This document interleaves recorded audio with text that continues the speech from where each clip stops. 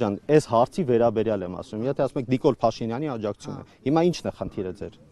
Պարոն Մեխակյան, ամբողջ խնդիրն այն է, որ ողջ քարոզարշավի ընթացքում ոնց հասկացանք, ձեզ ավելի շատ ընկալում են մարդիկ, որպես Մեխակ Մեխակյանի որդի, եւ դուք էլ խուսափում եք այդ ասոցիացիոնից ԿՊ-ի հետ։ Եվ ես շատ ուրախ եմ, ես շատ հպարտ եմ, ես իմ կյանքում ոչ մի իմ արած եւ իմ կատարած որոշման համար չեմ փոշմանել Փառք Աստծո եւ կարծում եմ, որ չեմ փոշմանելու, որովհետեւ այստեղ ոչ մի խուսափողական բան չկա, եթե ես խուսափեի այսօր ձեր առաջ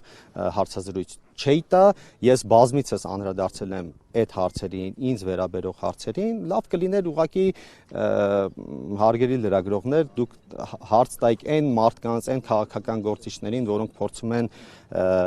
իմ հոր անվան կամ իմ հոր հիշատակը շահարկելով քաղաքական որևէ շահ հետապնդել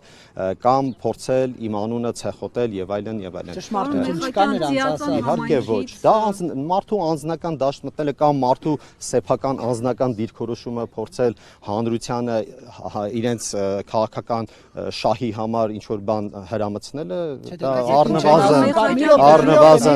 առնվազն ազնիվ չէ։ Շատ գործի մասին հա, բայց Չէ, տեսեք, ես իմ մասով եմ ասում, ես տարակուսան չունեմ։ Որտեղ ձեր հայը Արցախ ազատագրել է, իսկ ասում են որդին կանգնել Արցախը հանձնածների կողքին։ Դե հասկանում եք այդ դիսկուսը ինչքան արդեն չարչրկված է, որ այսինքն Արցախը հանձնողներին դա այտենց մի հատ իրանց համար դիլեմա են սարքել, որ որոշ քաղաքական ուժեր, որ իրենք էլ չեն կարողանում դրանից դուրս գալ, այսինքն այլ քաղաքական ասելիք չունեն։ Իսկ